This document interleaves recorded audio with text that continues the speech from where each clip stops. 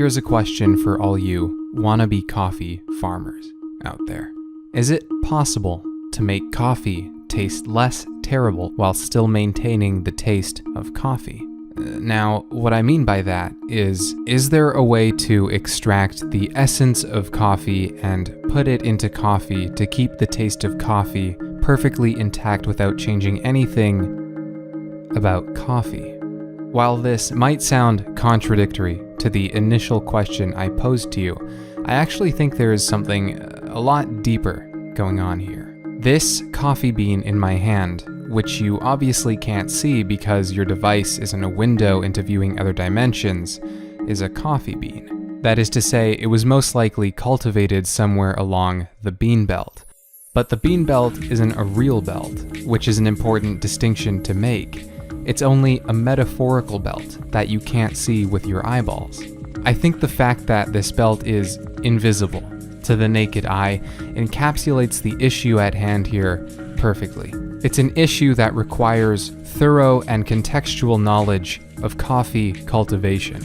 You see, when coffee was first being cultivated, the repercussions that coffee had on the human tongue were never taken into consideration, that being mainly the bitterness. To analyze this, we can look at coffee farming techniques. You've got a few to choose from that humanity has amassed through the collective consciousness.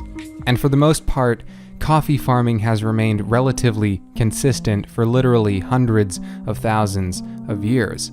The bean itself is sweet, and yet for some reason, when it's put into coffee, the bean starts tasting like coffee.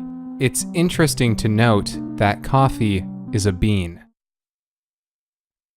You know, I think the main reason coffee starts tasting like coffee when it's put into coffee is because of how it's fermented for a period of 3 to 4 days during the farming process. This is said to bring out the richness in flavor.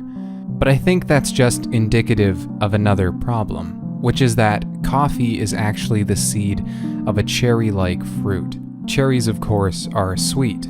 They're sour. They're bright. Kind of like this quote from Abraham Lincoln. Most folks are about as happy as they make up their minds to be.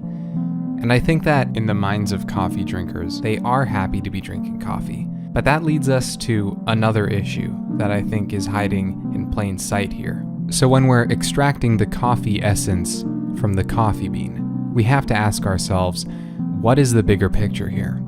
And now to go back to the initial question I posed to you, I think there is a valuable lesson here that we can all learn from. Capturing the essence of coffee when you're farming coffee isn't what's important. What's important is capturing the essence of coffee when you're farming it. I'd now like to dedicate these last minutes of the video to thanking my sponsors.